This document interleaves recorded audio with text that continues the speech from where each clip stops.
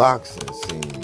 Janibek Alimkhanuly seeks new foe after Jamie MUNGUIA's team declines WBO title fight by Jake Donovan, published yesterday at 11:45.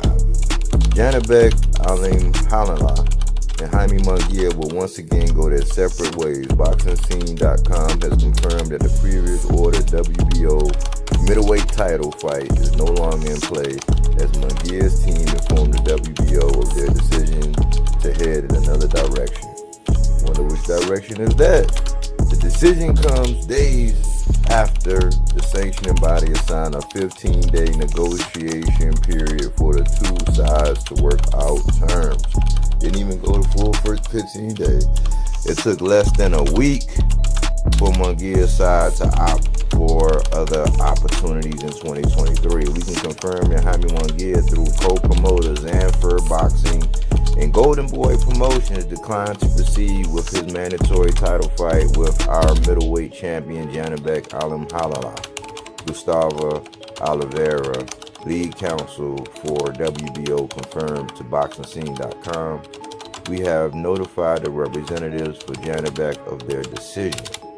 The development means that Tijuana's MUNGUIA will no longer retain his mandatory challenger status to the WBO, and decision was not yet made as it goes public whether Alimkhanuly will be instructed to face the next available contender, or if the unbeaten Kazakh boxer is free to make a voluntary title defense.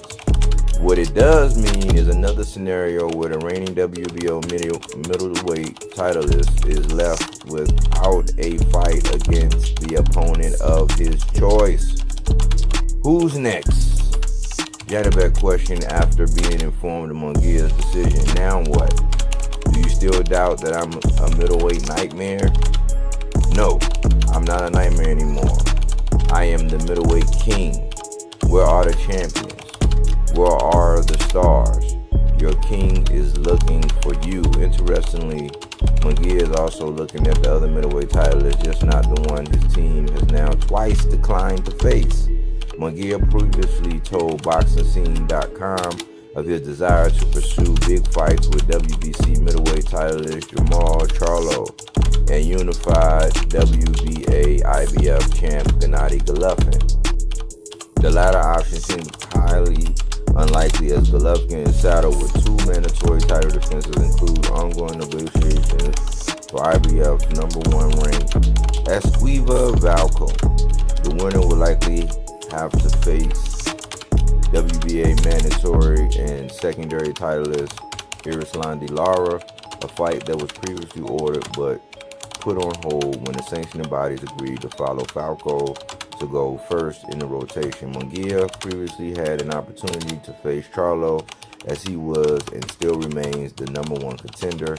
A deal was seemingly in place for June 18th Showtime headliner in Charlo's hometown of Houston, Texas, only for talks to collapse at the 11th hour upon the insistence of Zanfer and Golden Boy for DAZN, with whom Golden Boy has a long-term output deal to be involved in the event. Once again, Golden Boy ducking everybody, man. They don't want MUNGUIA to fight nobody. Charlo has not fought since then, as a back injury prevented him from proceeding with the June 18th voluntary defense versus Magic Selecki.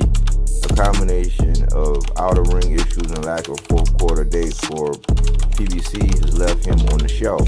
Although the unbeaten two-division titleist insists in recent Instagram live session of his intention to return to the ring next February, it's a wild card option for MUNGUIA to land the assignment, though it will require a more successful negotiation period the second time around. Such was not the case with Janibek, as MUNGUIA's team also declined to enter talks for ordered interim middleweight title fight earlier this year. Janibek was originally due at the time to face the WBO middleweight titleist Andre, who instead pursued another opportunity. The 29 Kazakh southpaw went on to face England's Danny Dignam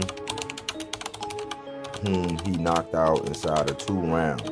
A fight with Andre was ordered for a second time, only for the undefeated 2-division titleist from Providence to declare and ultimately vacate his title. Janibek's reign was upgraded to full title status, having successfully lodged his first defense in 12-round unanimous decision win over England's Denzel Bentley in the main event of November 12th ESPN telecast. In Vegas, where his last 5 fights have taken place, Munguia fought 1 week later, scoring a 3rd-round knockout of overmatched Gonzalo Gaston Correa atop a November 19th DAZN telecast from Arena Guadalajara. After the fight, he reiterated his desire to face Charlo Golovkin, interestingly not making any mention of Janibek. The WBO took care of that problem, ordering the fight less than 24 hours later, a move that ultimately freed up the mandatory slot and presumably ends any chance of their paths crossing any time. Man, I keep saying, when is Janibek gonna get off the titty? When are we gonna start holding Oscar and Golden Boy accountable for all of these decisions in regards to Munguia? Because they got Janibek really looking like a nightmare. Anyways, thanks for tuning in. Thanks for all my likes. Thanks for all my subscriptions. Aaron Jones.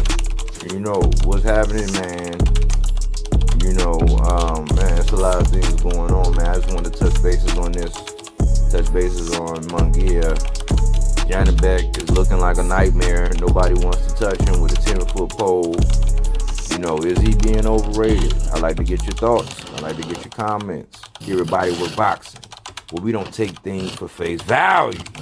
We do that body work.